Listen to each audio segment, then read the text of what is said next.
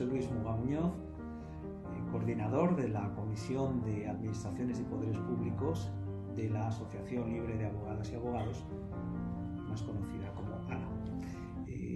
Esta ráfaga la voy a dedicar a la posible responsabilidad patrimonial de las administraciones públicas por el contagio del coronavirus al personal sanitario que presta sus servicios en los hospitales públicos, en los centros de salud o en otros lugares, incluso a domicilio, pero siempre garantizado por el Servicio Público de Salud.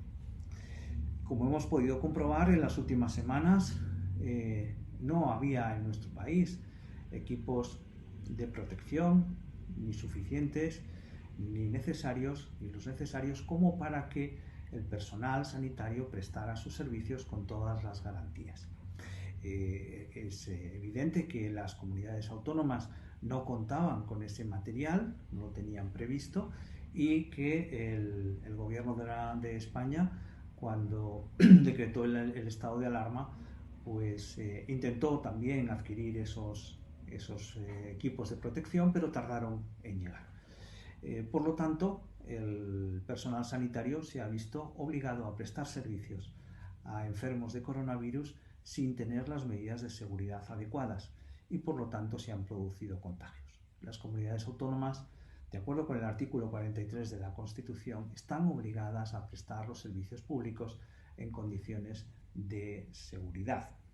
Y cuando esto no ocurre, pues también la propia Constitución, en su artículo 106, establece que se deberán indemnizar los daños que se hayan causado a los ciudadanos por las administraciones públicas por el funcionamiento anormal de sus servicios públicos, que es lo que ha ocurrido en este caso.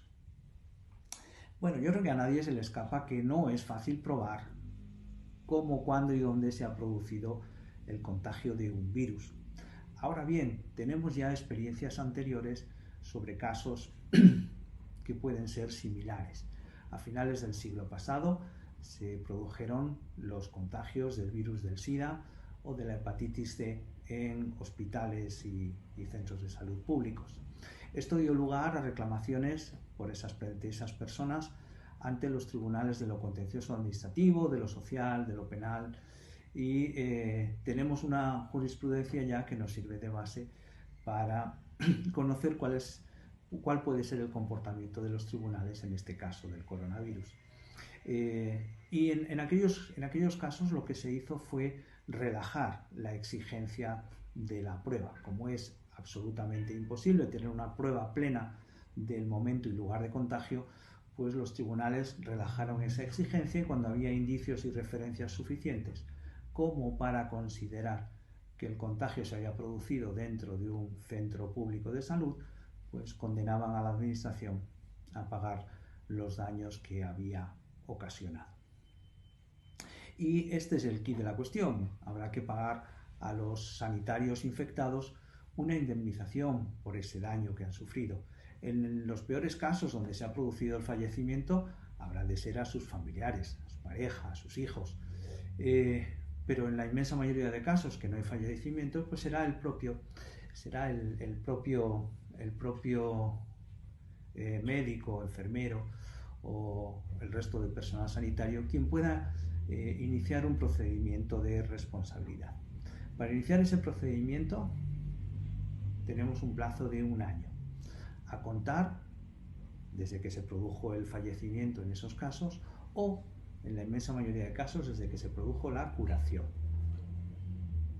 Y si en el plazo de 6 meses no tenemos respuesta por parte de la administración pública o la respuesta es negativa, pues queda abierta la vía contenciosa administrativa, es decir, se puede acudir a los juzgados y tribunales de lo contencioso administrativo para reclamar el derecho a percibir una indemnización de daños y perjuicios.